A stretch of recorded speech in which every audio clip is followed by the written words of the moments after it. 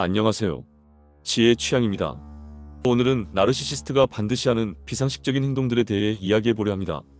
나르시시스트는 겉으로는 매력적이고 자신감 넘치는 사람처럼 보이지만 그 내면에는 타인을 조종하려는 욕구와 자신을 과대평가하려는 심리가 자리 잡고 있습니다. 이로 인해 그들은 우리가 상식적으로는 이해하기 어려운 행동들을 반복적으로 보이곤 하는데요. 오늘은 구체적인 사례를 통해 그들의 행동을 자세히 살펴보고 이를 어떻게 이해하고 대처해야 할지 이야기해 보겠습니다. 첫 번째, 비난과 칭찬을 섞어 상대를 혼란스럽게 하기. 나르시시스트는 칭찬과 비난을 교묘하게 섞어 상대를 혼란스럽게 만듭니다.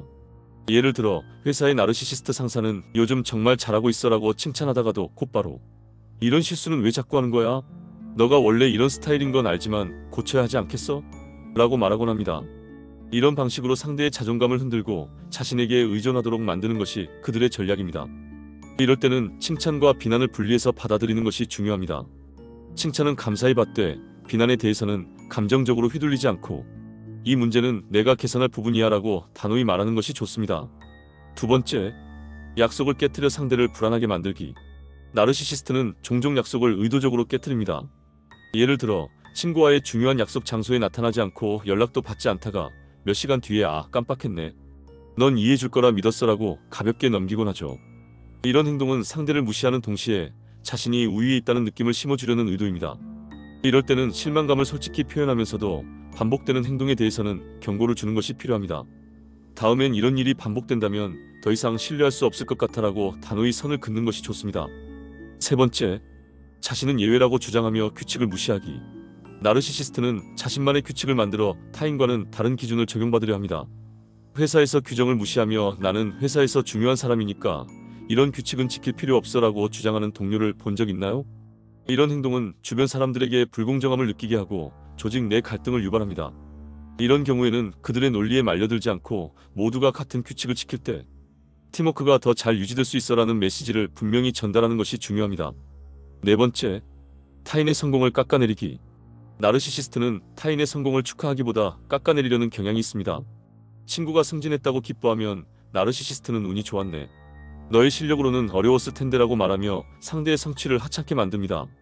이런 말에 상처받기보다는 너가 그렇게 생각할 수도 있겠지만 난 내 노력의 결과라고 생각해라고 단호히 대응하는 것이 필요합니다. 중요한 건 나르시시스트의 평가에 자신의 성취를 의존하지 않는 것입니다. 다섯 번째, 타인의 경계를 무시하고 침범하기. 나르시시스트는 타인의 경계를 존중하지 않습니다. 예를 들어 가족 중 나르시시스트가 사전 동의 없이 갑자기 집에 찾아와 어차피 가족이니까 괜찮잖아 라며 사생활을 침해하는 경우가 있습니다. 이럴 때는 불편함을 명확히 표현해야 합니다. 다음엔 미리 연락해줬으면 좋겠어. 그래야 서로 편할 것 같아라고 자신의 경계를 분명히 해야 합니다. 여섯 번째, 자신의 잘못을 절대 인정하지 않기. 나르시시스트는 자신의 잘못을 인정하지 않습니다. 예를 들어 집안일을 전적으로 맡겨놓고 불만을 제기하면 너가 이런 걸 잘하니까 내가 맡긴 거야.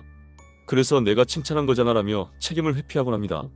이럴 때는 상대의 논리를 수용하지 않고 이건 너의 책임이고 나는 더 이상 혼자 감당할 수 없어라고 명확히 말해야 합니다. 그들의 회피적인 태도에 휘둘리지 않는 것이 중요합니다.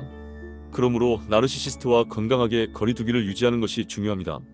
나르시시스트의 행동에 대처하려면 몇 가지 원칙이 필요합니다. 첫 번째, 감정적으로 휘말리지 않기. 그들의 말이나 행동에 과도하게 반응하지 않고 냉정함을 유지하세요. 두 번째, 명확한 경계 설정하기. 여기까지는 허용하지만 이 선은 넘지 말아달라는 메시지를 분명히 전달하세요. 세 번째, 논쟁 피하기. 나르시시스트와의 논쟁은 시간 낭비일 뿐입니다.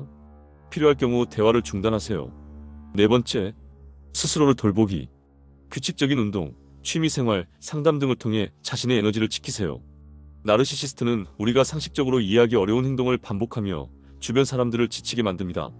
하지만 중요한 건 우리가 그들의 행동에 휘둘리지 않고 스스로의 가치를 지키는 것입니다. 오늘 소개한 사례와 대처법이 여러분의 삶에 조금이나마 도움이 되었길 바랍니다. 이 영상이 유익했다면 좋아요와 구독, 알림 설정 부탁드리며 다음에도 더 유익한 내용으로 찾아뵙겠습니다. 지금까지 지혜의 취향이었습니다. 감사합니다.